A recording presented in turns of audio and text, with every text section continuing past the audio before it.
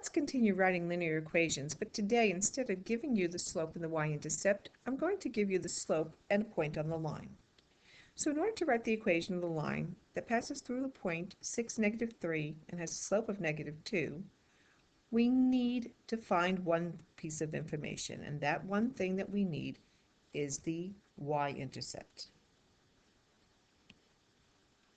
So here we are given our model, y is equal to mx plus b.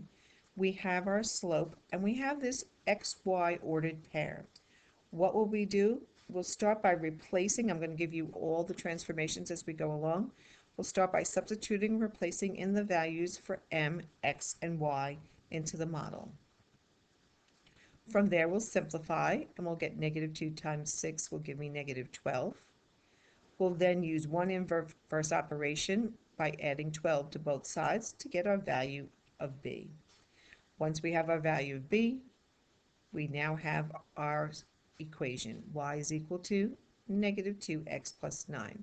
Now this one was already done for us, so let's do one where I do the step by step.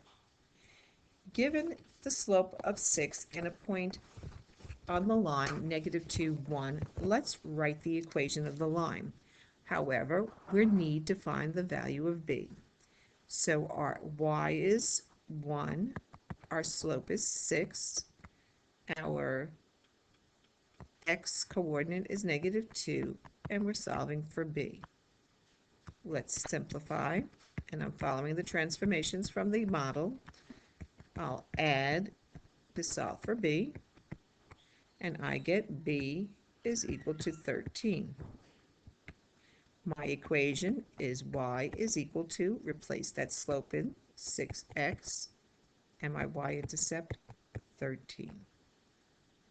Let's try a few more. I'll model at least one more for you. Before we do, here are the steps if you'd like to copy them in your notes. We're writing a linear equation when given the slope and a point. We have to first find our y-intercept by substituting in the values of m and those coordinates, the x and y values. Then we'll solve.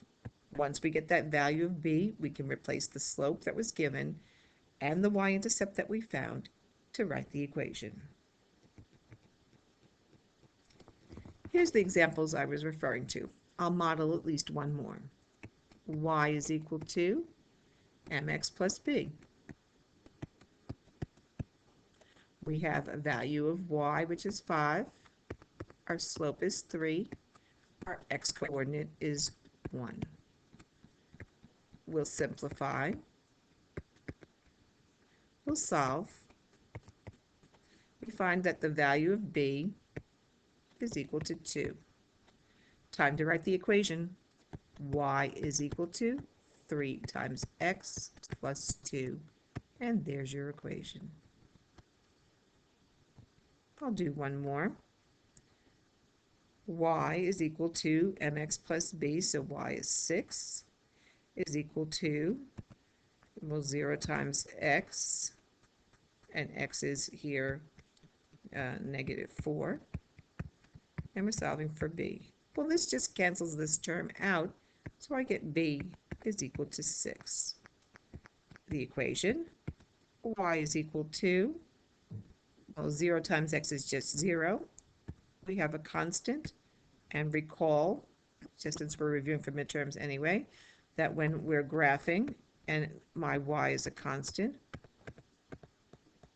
we have this horizontal line which has a 0 slope, and we had a 0 slope in our given. 2 more for you to try, and we'll review these in class. Now, I did say that this week every day we'll do a review, but I'm holding off on that for just a moment. I want to talk about parallel lines, which is actually part of our review as well.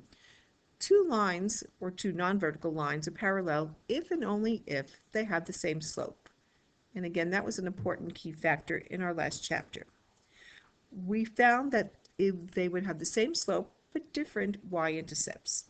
So given an equation and a point on another line, can we calculate that line? Well, we need to find the new y-intercept. So the only thing I need here from this line is the slope. since parallel lines must have the same slope. I now have the slope and I have a point. And now I'll do what I did on the previous slide. I'm going to replace in y is equal to m times x plus b. I'll get y is equal to negative 4 plus b, and I'll add 4 to both sides, and I see that b is equal to 5.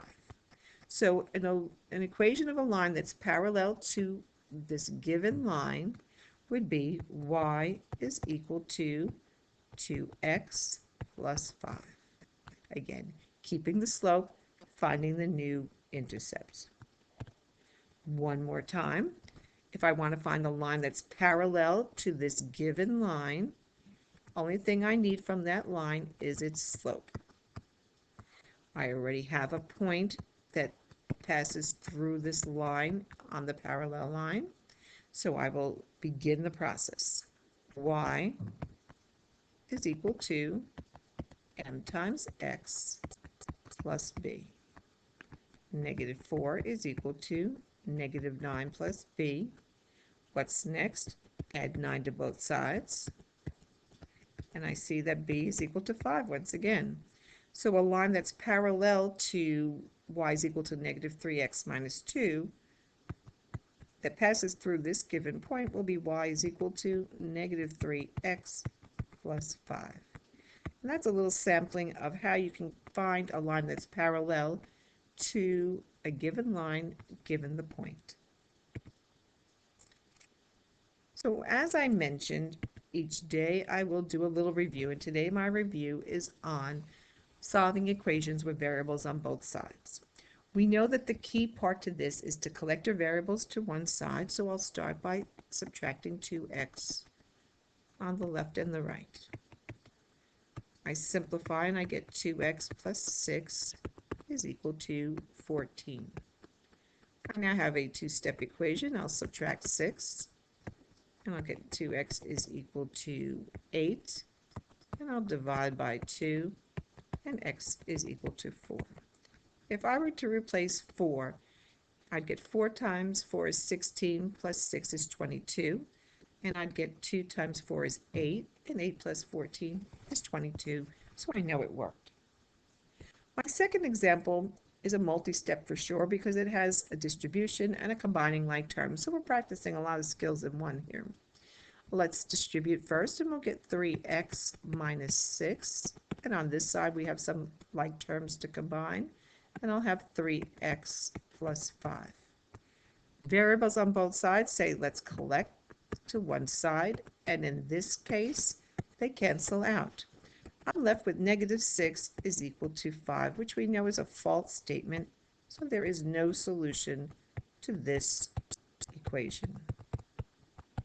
And my final example for today involves another little bit of multi-step equation here.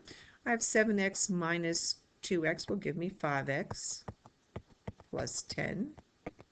I have to distribute, and I'm going to get 5x plus 10. Now you might stop here and say, wait, this is an identity. I'm just going to go through the process anyway of collecting my variables to prove the point that I get an identity because 10 is equal to 10. And I know that when I have an identity, that I have x is equal to all real numbers. Or I could just say infinite solutions. And I hope that was enough to remind you of how to solve your multi-step equations with variables on both sides. And that was today's quick review.